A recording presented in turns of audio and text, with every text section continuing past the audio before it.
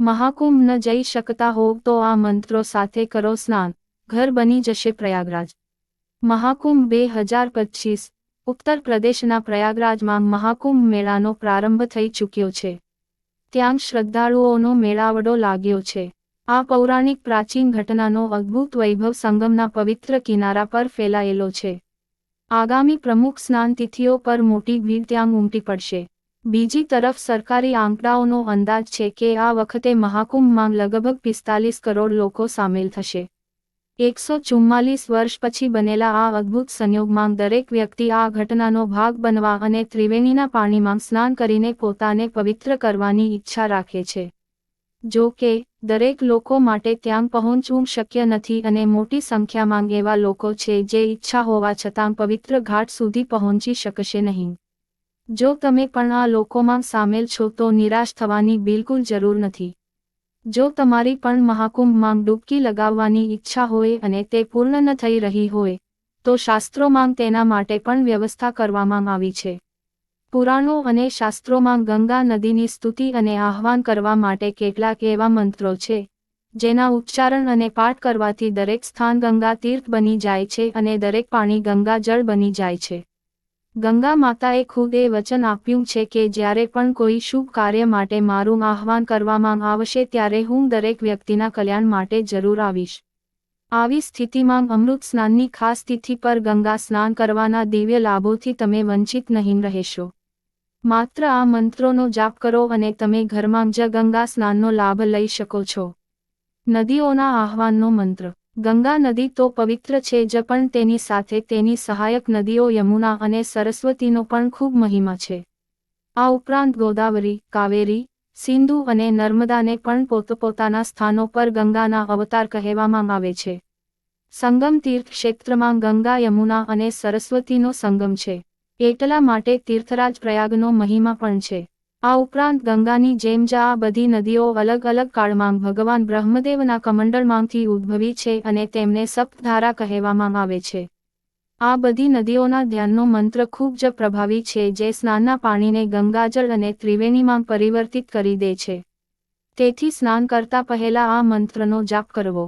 આ મંત્રથી તમારા પોતાના ઘરનું આંગણું કુંભ સ્થળ જેવું તીર્થસ્થળ બની જશે। ગંગે ચ યમુને ચૈવ ગોદાવરી સરસ્વતી નર્મદે સિંધુ કાવેરી જલડેસ્મિન સન્નિધિ કુરુ। ગંગા માતાને કરો પ્રાર્થના। આવી જ રીતે ગંગાના સ્ત્રોતમાંથી લેવામાં આવેલ ગંગેય શ્લોક પણ ખૂબ જ પવિત્ર છે। આ શ્લોક મંત્રમાં માતા ગંગાની પવિત્રતાનું વર્ણન કરવામાં આવ્યું છે અને પાપોથી મુક્તિ માટે તેમને પ્રાર્થના કરવામાં આવી છે। આ શ્લોકમાં કહેવામાં આવ્યું છે કે ગંગા જળ મનોહારી છે જે મુરારી એટલે કે ભગવાન વિષ્ણુના ચરણોમાંથી નીકળ્યું છે અને ત્રિપુરારી એટલે કે ભગવાન શિવ દ્વારા તેને માથા પર ધારણ કરવામાં આવ્યું છે। ગંગા વારી મનોહારી મુરારી ચરણચ્યુત ત્રિપુરારી શિરશ્ચારી પાપહારી પુનાતુ માંગ, જે બધા પાપોનો નાશ કરનાર છે, એ માતા ગંગા મારા પાપો પણ દૂર કરો। આ મંત્રનો જાપ કરીને સ્નાન કરવાથી માતા ગંગા તમને શીતળ કરવા માટે તામરી નજીકના જળસ્ત્રોતમાં સામેલ થઈ જશે। ગંગાથી દૂર મનુષ્ય પણ કરી શકે છે સ્નાન। ગંગા નદીના મહિમાનું વર્ણન કરતા એક શ્લોકમાં કહેવામાં આવ્યું છે કે જો કોઈ વ્યક્તિ 100 યોજન દૂરથી પણ ગંગાજીનું સ્મરણ કરે છે, તો તેના બધા પાપ દૂર થઈ જાય છે અને તે અંતે વિષ્ણુ લોકમાં જાય છે। આ શ્લોક દ્વારા એ જણાવવામાં આવ્યું છે કે માતા ગંગા એટલા દયાળુ છે જે પોતાના પુત્ર અને ભક્તો દ્વારા એકવાર સ્મરણ કરવાથી તેમની પાસે પહોંચી જાય છે। ગંગા ગંગેતિ યો બ્રૂયાત યોજનાનાં શતૈર્પી મુચ્યતે સર્વપાપેભ્યો વિષ્ણુલોકે સ ગચ્છતિ। જો તમે ગંગા તટ પર જવા માટે સક્ષમ નથી તો માતા ગંગા તામરી પાસે આવે છે અને તમને પાપમુક્ત કરીને શીતળતા પ્રદાન કરે છે। આ શ્લોક મંત્ર સ્નાન કરતી વખતે જરૂર વાંચવો। ગંગા નદી હૈ મુક્તિ કા માર્ગ। ગંગા નદીનું દર્શન જ મુક્તિનો માર્ગ છે। સ્નાન કરવું એ તો કર્મના બધા બંધનો તોડી નાખવા જેવું છે। માતા ગંગાનું સ્મરણ કરવાથી જ વ્યક્તિ અનેક પુણ્યનો ભાગી બની જાય છે। ગંગા તવ દર્શનાત મુક્તિ। જો સ્નાન કરતી વખતે માં ગંગાનો સૌથી નાનો અને સૌથી મહત્વપૂર્ણ મંત્ર જાપ કરવામાં આવે, તો તમારા પાણીના પાત્રમાં રહેલું પાણી જ ગંગાજળ બની જાય છે અને તેમાં સ્નાન કરવાથી કુંભ સ્નાન જેવું જ ફળ મળે છે। બસ મન શુદ્ધ હોવું જોઈએ અને લાગણીઓમાં ભક્તિ હોવી જોઈએ। આ પણ વાંચો, મહાકુંભમાં 6 કરોડનું સોનું પહેરીને ફરે છે ગોલ્ડન બાબા, દરેક આભૂષણ સાથે જોડાયેલી છે સાધનાની કહાણી. એવી જ રીતે યમુના નદી પણ પૌરાણિક નદી છે અને તેમાં સ્નાન કરવાનું પણ ખૂબ જ મહત્વ છે. યમુના નદી સૂર્યદેવની પુત્રી છે અને ભગવાન કૃષ્ણની લીલાની સાક્ષી છે. આ નદીના કિનારે ઘણા પ્રાચીન તીર્થસ્થળો સ્થાપિત છે. ભગવાન શ્રીકૃષ્ણે પોતે આ પાણીમાં સ્નાન કર્યું હોવાથી આ નદીનું પાણી પણ ગંગા જેટલું જ પવિત્ર માનવામાં આવે છે. તેથી સ્નાન કરતી વખતે આ નદીનું પણ આહ્વાન કરવામાં આવે છે. તેનો મંત્ર કંઈક આવો છે: ઓમ કાલિંદી યમુને જય શ્રીકૃષ્ણ પ્રિયાડકુરે વ્રજવાસીની વિશ્વજની પુણ્યતોએ નમોડસ્તુતે. ઓ કાલિંદી યમુના નદી તમારી જય હો. તમે ભગવાન શ્રી કૃષ્ણના પ્રિય છો. તમે વ્રજભૂમિ, મથુરા, વૃંદાવન માં નિવાસ કરો છો. તમે સંપૂર્ણ વિશ્વ માટે આદરણીય અને પૂજનીય છો. તમારા પવિત્ર જળ દ્વારા વિશ્વના જીવો શુદ્ધ અને પાપોથી મુક્ત બની જાય છે. હું તમને નમન કરું છું, હું તમને પ્રણામ કરું છું.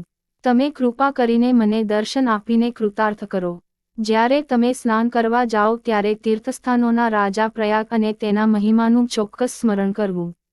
તીર્થરાજ પ્રયાગ બધા તીર્થસ્થાનોનો રાજા છે અને ત્રિવેણી દેવી જે સંગમ ક્ષેત્રની દેવી છે તેમની પવિત્રતાનું પણ ધ્યાન ધરો. આનાથી તમારા ઘરમાં પવિત્ર સ્થળ પ્રયાગની આભા ઉત્પન્ન થશે અને તમને પ્રયાગમાં સ્નાન કરવા જેવા જ ફાયદા મળશે. ઘરમાં હવન યજ્ઞ વગેરે કરતા પહેલા પૂજારી પણ ઘરના વાતાવરણને આધ્યાત્મિક બનાવવા માટે આ મંત્રનો ઉપયોગ કરે છે. ઓમ ત્રિવેણી સંગમે દેવી સંગમેશ્વરમ પૂજિતે. સ્નાનકાલે કુરુ કૃપા પાપક્ષય કરો ભવેત. હે ત્રિવેણી સંગમમાં નિવાસ કરનારી દેવી, તમે સંગમેશ્વર, સંગમના ઈશ્વર દ્વારા પૂજિત છો. સ્નાન કરતી વખતે કૃપા કરો અને અમને તમારા આશીર્વાદથી કૃતાર્થ કરો. કૃપા કરીને અમારા પાપોનો નાશ કરો અને અમને પવિત્ર અને શુદ્ધ કરો. આ મંત્ર ત્રિવેણી સંગમની દેવીનું આહ્વાન કરે છે. આ મંત્ર ભક્તિ, શ્રદ્ધા અને આત્મશુદ્ધિનું પ્રતીક છે. માત્ર ગંગા યમુના જ નહીં પરંતુ પુરાણોમાં વર્ણિત એવી 7 નદીઓ છે જે પવિત્રતાની સાક્ષી છે. હવે તન, મન અને આત્માને પવિત્ર કરે છે. સ્નાન કરતી વખતે આ નદીઓનું સ્મરણ દરેક રીતે તમને તેમની કૃપાપાત્ર બનાવે છે. તેના માટે એક મંત્ર આવો છે: ઓમ ગંગે ચ યમુને ચૈવ કાવેરી સરસ્વતી શતદૃશ્ચ મહાનદ્યા ગોદાવરી મહાબલા સર્વે તીર્થા સમુદ્ભૂતા હેમકૂટ નિવાસીન સ્નાનેન પ્રિયતાં નિત્યં સર્વે પાપ પ્રણાશીન. આ ઉપરાંત જ્યારે તમે સ્નાન કરવા જાઓ છો ત્યારે પવિત્રતા અને ગંગા સ્નાનનું પુણ્ય મેળવવા માટે તમે ભગવાન વિષ્ણુનું પણ સ્મરણ કરી શકો છો. ભગવાન વિષ્ણુનું સ્મરણ એ પોતાનામાં જ શુદ્ધિકરણનું એક સાધન છે. તે જીવનના દરેક ક્ષણે શરણાગતિને પ્રોત્સાહન આપે છે અને આત્માની શુદ્ધતા અને માનસિક શાંતિ પ્રદાન કરે છે. તેમના આ મંત્રનો વિશેષ રૂપે સ્નાન, ધ્યાન, પૂજા અથવા કોઈ પણ ધાર્મિક વિધિ પહેલાં જાપ કરવામાં આવે છે. ઓમ અપવિત્ર પવિત્રો વા સર્વાવસ્થાં ગતોપી વા ય સ્મરેત પુંડરીકાક્ષ બાહ્યાભ્યંતર શુચિ. ભલે કોઈ અપવિત્ર હોય કે પવિત્ર હોય, ભલે તો કોઈ પણ સ્થિતિમાં કેમ ન હોય, જે ભગવાન વિષ્ણુનું સ્મરણ કરે છે તે બાહ્ય અને આંતરિક રીતે શુદ્ધ થઈ જાય છે. તેને શુચિતા મંત્ર પણ કહે છે. તેનો પ્રયોગ પણ ઘરમાં પૂજાપાઠ પહેલા પવિત્રીકરણ માટે કરવામાં આવે છે. તેથી જો તમારું મન શુદ્ધ છે અને તમે તમારા કર્મ અને કર્તવ્યનું પ્રામાણિકપણે પાલન કરો છો, જો તમે કોઈનું ખરાબ ન વિચારો અને માનવતાના કલ્યાણમાં રોકાયેલા રહો, તો તમે તમારા ઘરમાં પણ સ્નાન કરીને પવિત્ર તીર્થનગરી પ્રયાગમાં સ્નાન કરવાનું પુણ્ય પ્રાપ્ત કરી શકો છો. આ માટે સંત રવિદાસે પણ કહ્યું છે કે મન ચંગા તો કઠૌતી મેં ગંગા.